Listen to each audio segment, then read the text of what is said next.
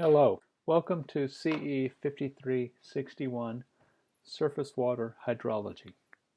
This video is an introductory video that comprises a tour of the course materials, i.e. visiting the course website, and simulating a student's interaction with Lesson 1. The purpose of both these is to provide a video documentation of how to access the course material for future parts of the course. Every lesson is graded in the sense that you have to complete it so that the server acknowledges that you actually examined the material. It has no way of testing if you know the material or not, but there is a completion requirement. So to begin, the course is located at a server called www.rtfmps.com. Read the full manual please.com or www.redteamfieldmanualps.com. And when you select that site, you should receive a page that looks like this. The site identity is Atomic Kitty at RTFMPS. It says there's a research and training website. There's a privacy policy up here. So our information's under teaching. There's a few other links here. So the Share Hydro link will become important in the next lesson. Software, maybe. Web tools, also maybe. But teaching will be the main one. And we're going to go through the Moodle site. There's a content repository. If you want to directly access individual files, you would do what I've just done there. We'll go to the Moodle site, and that wasn't supposed to happen. Let me log him off. Delete that. We'll do that again. We'll go back to teaching, Moodle site, and our class is Surface Water Hydrology. So this is what you should be presented the first time you access the site. You want to choose your class, and then we have to choose your username, which you will receive from me by email. We're going to log in as James Bond. His password is his name with a 007. J-A-M-E-S.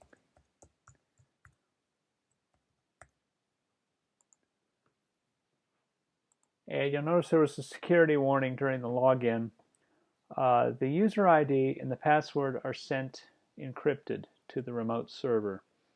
Once the connection is created, all data back and forth are sent in the clear. So someone with a packet sniffer or a system administrator could pretty much watch what you're doing if they wanted to. There's nothing that I would consider personally identifiable or secure on the server, so I'm not about to attempt to get it to work with transmission layer security. But with that warning, don't upload anything that has a social security number or a bank account number or routing number on it. And that's the safest way to protect your money. So let's go through lesson 1. There's an announcements thing. Here's what the Moodle site looks like. Upper right hand corner identifies who's logged in or if they're logged in.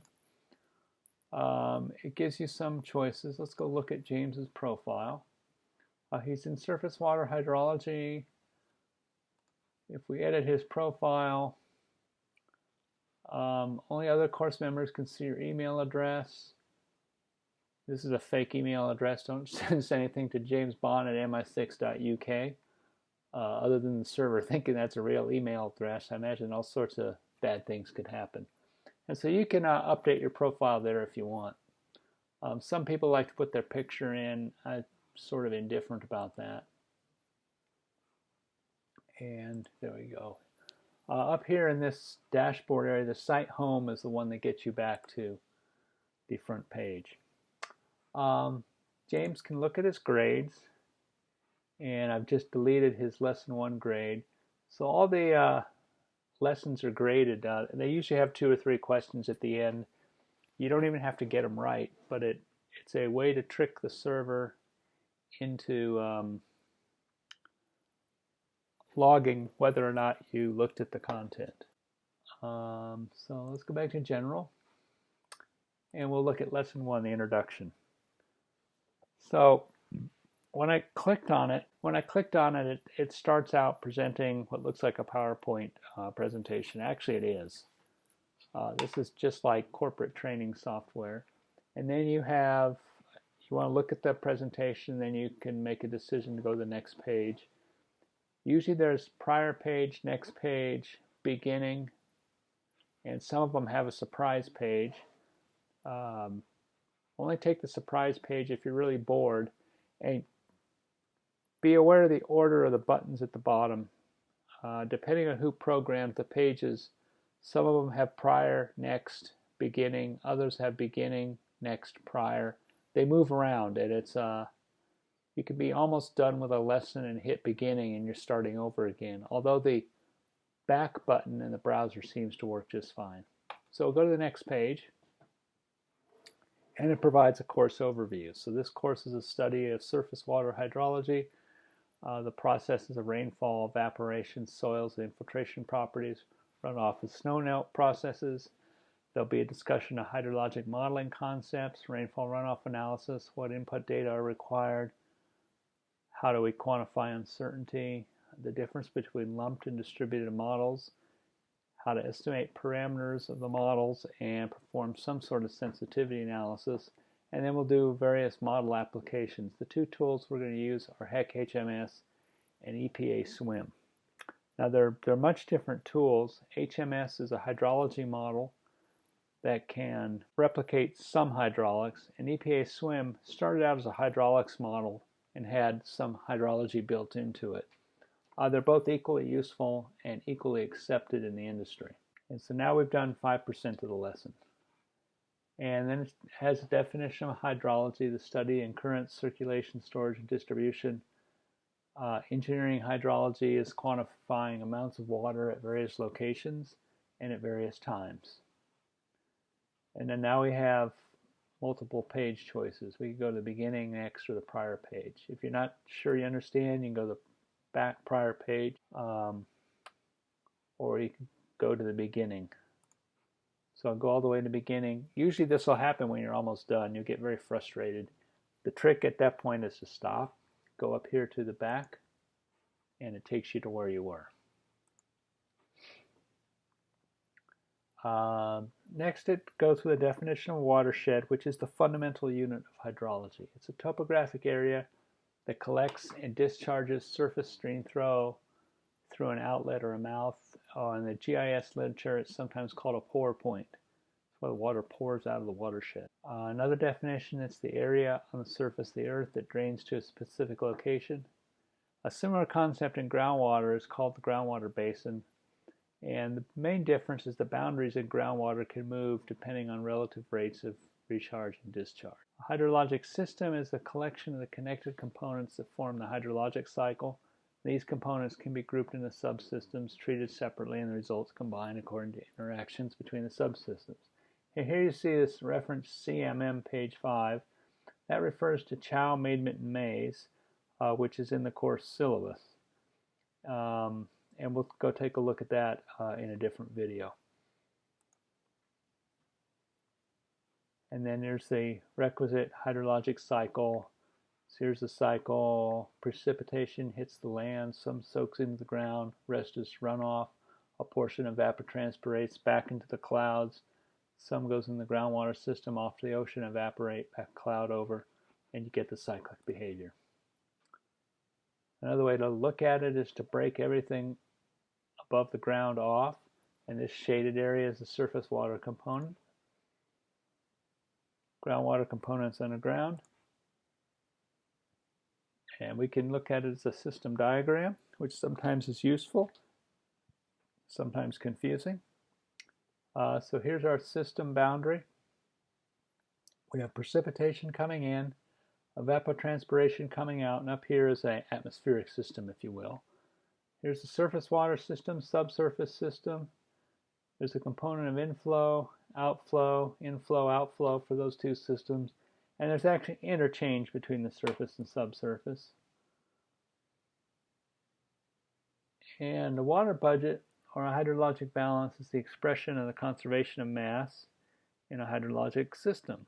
It's generally expressed as a rate equation, and it's a fundamental tool in hydrology that describes the amounts of water in storage in different compartments. The equation is expressed in words as inflow, rate of inflow minus rate of outflow equals rate of change in storage plus rate of internal mass generation. That second part is added to be consistent with chemical type use of the term. And here it is symbolically, where the d by dt represents differentiation with respect to time.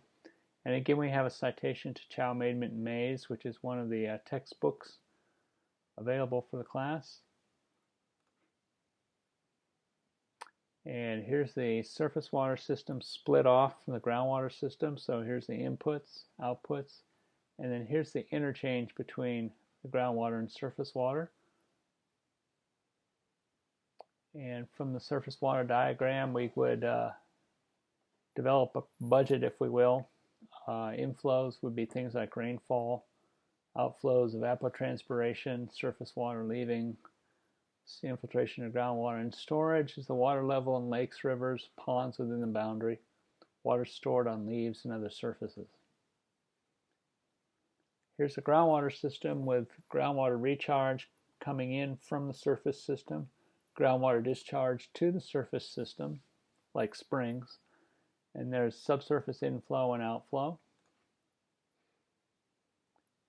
And from the groundwater budget, same idea, inflows, outflows, and storage.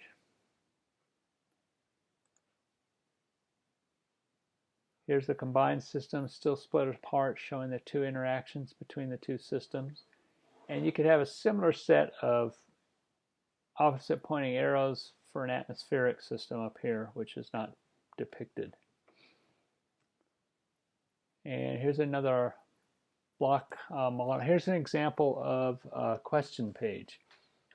So here we have this block model, and it says the figure below, I guess the figure to the right, a collection of connected components, schematic of the occurrence, conceptual model of groundwater, conceptual model of surface, schematic of lumped and distributed modeling. I think this is a conceptual model of the surface water system because it has evap coming out, rainfall coming in, runoff, and then infiltration.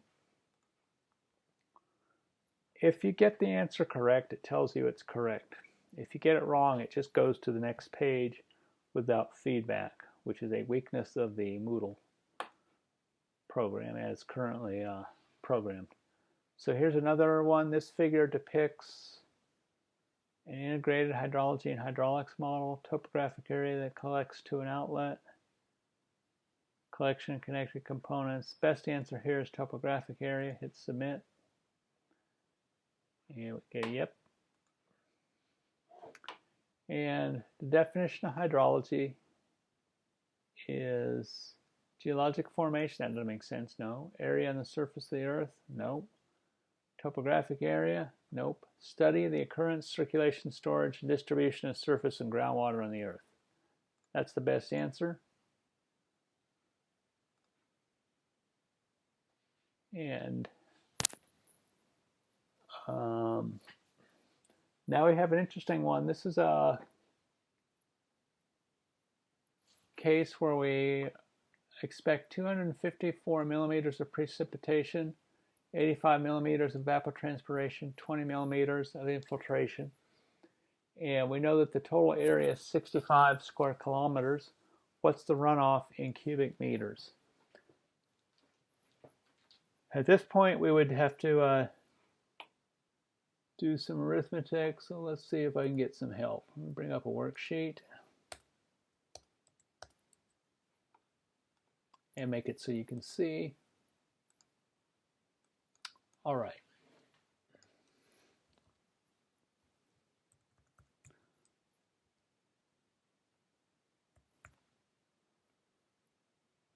$65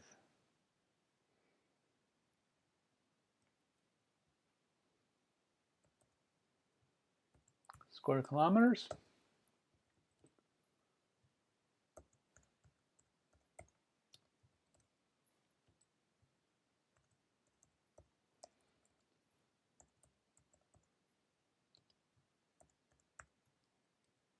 infiltration,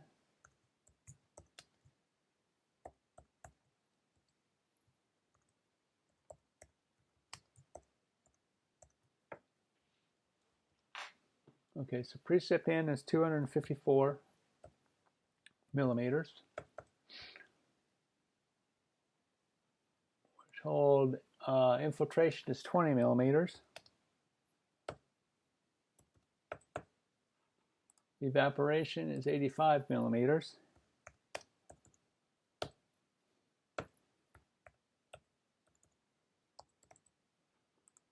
And runoff is to be computed.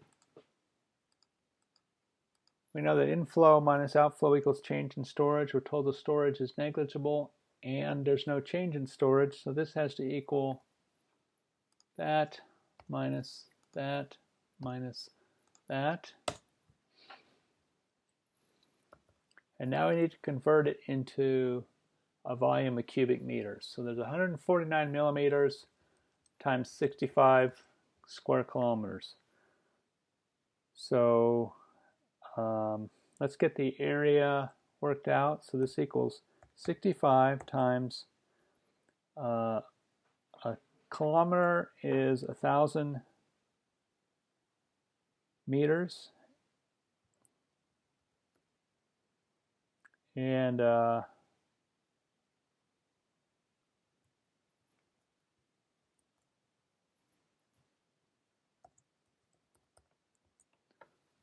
so that's how many meters squared there are. 149 millimeters. There's 1,000 millimeters per meter.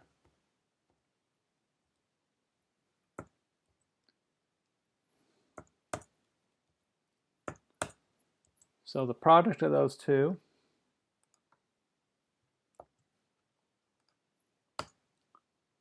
should equal the number of cubic meters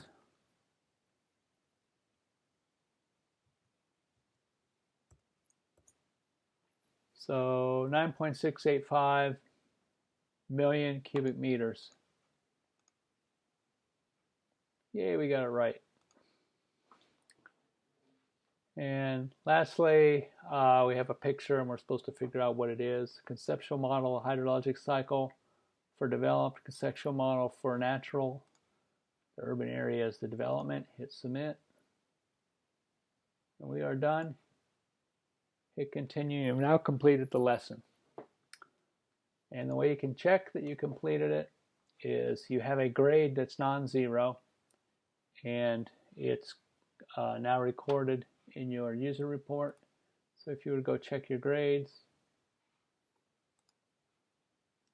you get that and you are done with that lesson. When you've done with the lesson, you can check it off. That way you can keep track and then you can move on to the next lesson. Okay, so that concludes this introductory video on using the course. Be sure you log off when you're done. And James Bond has now completed lesson number 1. Thank you for your attention. And that pretty much simulates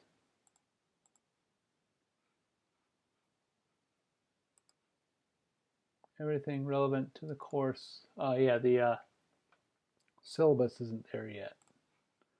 But in the syllabus, it will point out the reading material. I can show you on my local computer what the readings will look like. Here's a reading collection. There's quite a bit. And the main ones are chow mein mint maize, which will be on the server. And there is a recommended Kindle book, if I can bring it to life. Oh, I may have killed it. That's again in the syllabus. See if I have a copy of the syllabus up and running yet.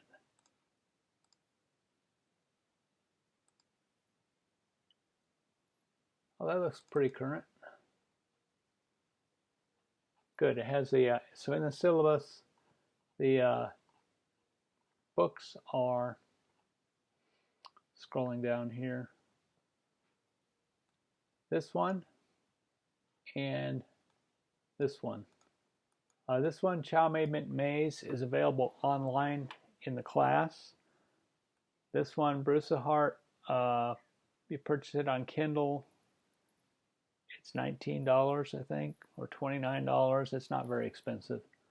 The remainder here will be served on the website. So that concludes the introduction to CE 5361, lesson number 1.